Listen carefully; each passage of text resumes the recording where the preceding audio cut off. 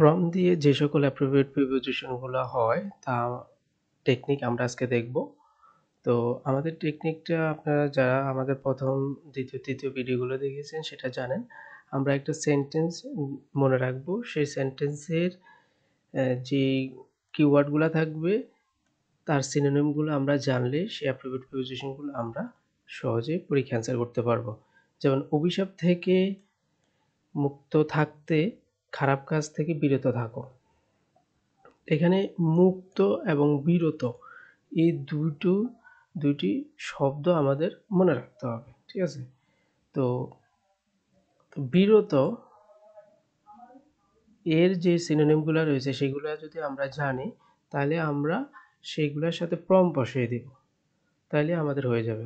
যেমন absent, abstain, deceased, eject, deter, discourage, eliminate, exclude, hinder, prevent, prohibit, rest and refrain এবং কাছাকাছি কিছু শব্দ রয়েছে যেমন ডিটাচ, ডিস্ট্র্যাক্ট, ডাইভার্ট, ডিস্টিংক্ট। এগুলো যদি আমরা মনে রাখতে পারি তাহলে আমরা এর সাথে ফ্রম বসাই দেব, ঠিক আছে? তো এরপর হলো মুক্ত, absolve, escape, exempt, free, safe, save, recover, secure, conceal, cures. মুক্তের এই সিনোনিমগুলো আমরা মনে রাখবো, তাহলে হবে আমাদের। এর বাইরে আর কিছু গুরুত্বপূর্ণ ওয়ার্ড রয়েছে, সেগুলোর সাথে ফ্রম বসে, যেমন suffer, immigration, different, very, distinguished. এগুলোর সাথেও আমরা ফ্রম বসাবো। তাহলে আমাদের টেকনিকটা কি? আমরা মনে রাখবো অভিশাপ থেকে মুক্ত থাকতে খারাপ কাজ থেকে বিরত থাকো। তখন আমরা এই সেন্টেন্সটা মনে রাখবো কার জন্য? ফ্রমের জন্য। তো আমরা জানি মুক্ত ফ্রমে আছে, বিরত আছে, তাহলে মুক্তের যে সিনোনিমগুলো আমরা বললাম সেগুলো আমরা মনে রাখবো, বিরতের যে সিনোনিমগুলো বললাম সেগুলো আমরা মনে রাখবো। দ্যাটস। তো এখন পরীক্ষায় যদি আসে অ্যাবস্টেন, তো আমরা জানি অ্যাবস্টেন অর্থ বিরত থাকা, পানাহার করা, ঠিক আছে? তো এখন এটার অর্থ যদি আমরা জানি বিরত থাকা, কোনো কিছু খাওয়া থেকে বিরত থাকা, ঠিক আছে? তো তাহলে আমরা কি করব? আমরা তো জানি এটা এই বিরত এই ওয়ার্ডটা আমাদের কোথায় আছে? ফ্রম এর যে টেকনিকটা আছে সেখানে আছে। তাহলে আমরা এখানে ফ্রম বসাই দিব, ঠিক আছে? আর এখানে যে ওয়ার্ডগুলো রয়েছে এই ওয়ার্ডগুলো ম্যাক্সিমামই বিভিন্ন কম্পিটিটিভ এক্সামে বিগত সালে এসেছিল, ঠিক আছে? আচ্ছা, এবার আমরা অ্যাড দিয়ে যে অ্যাপ্রোপ্রিয়েট প্রিপোজিশনগুলো আছে সেগুলো আমরা জানব। তো টেকনিকটা কি? এক নজর দেখেই উপহাস করা দক্ষ লোকের কাজ নয়। এখানে এক নজর, উপহাস এবং দক্ষ, এই তিনটে হলো আমাদের কিওয়ার্ড। তো এক পলক দেখা মানে glance, at a glance, look at, stare at, okay? এগুলোর সাথে আমরা অ্যাড বসাবো। উপহাস বা উপেক্ষা করা, laugh at, smile at, sneer at.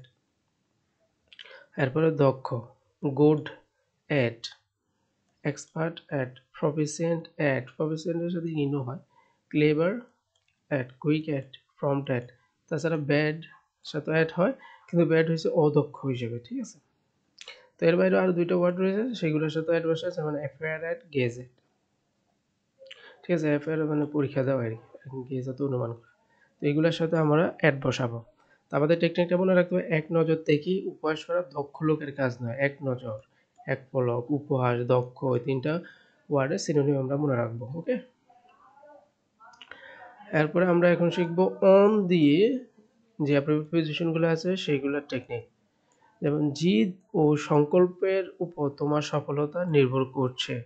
তো জিদ, সংকল্প এবং নির্ভর, এই তিনটা শব্দের আমরা সিনোনিমগুলো মনে রাখবো। যেমন নির্ভর, okay? Bank on, count on, depend on, hang on, rely on, reliant on, rest on, dependent on, ঠিক আছে? জিদ, insist on, fix on, prevail on, decide on. সংকল্প, bend on, determine on, intend on, resolve on. তাছাড়াও আরও কিছু word রয়েছে যেগুলোর সাথে আমরা অন বসাবো, গুরুত্বপূর্ণ সেই জন্য। Congratulate on, compliment on, attend on, wait on, okay? তো আমরা আমার এই টেকনিকটার মূল জিনিসটা হলো যে আমরা এলোপাতাড়ি অনেকগুলা শব্দ না শিখে প্রিপোজিশনগুলো যেহেতু মনে রাখা কিছুটা টাফ, সেইগুলোর জন্য আমরা সিমিলার যে ওয়ার্ডগুলো রয়েছে তার সিনোনিম আকারে মনে রাখবো। হ্যাঁ, আর এটা হলো কি আমাদের সেই জন্য আমরা প্রত্যেকটা প্রিপোজিশন জন্য একটা একটা সেন্টেন্স দিয়েছি। তো আমরা টোটাল 8টা প্রিপোজিশনকে টার্গেট করেছি যেগুলা প্রায় 95% কভার করে। তো 8টার জন্য 8টা সেন্টেন্স, ঠিক আছে? তো আমরা আমাদের সম্ভবত টু এবং উইথ এর এই দুইটার টেকনিক অ্যাড দেওয়া বাকি আছে। তো আপনারা মনে রাখবেন এই সেন্টেন্সটা মনে রাখতে হবে আর এইগুলার এই ওয়ার্ডগুলার সিনোনিমগুলা মনে রাখতে হবে, প্র্যাকটিস করতে হবে, আদারওয়াইজ এগুলো মনে থাকবে না। তো ওই পর্যন্ত ভিডিওটা ভালো লাগলে অবশ্যই লাইক কমেন্ট শেয়ার করবেন এবং টু এবং উইথ এই দুইটাও কি আপনারা চাচ্ছেন কিনা সেইগুলো বলতে হবে। ওকে, আশা করি এগুলো আপনাদের সহায়তা করবে। ধন্যবাদ।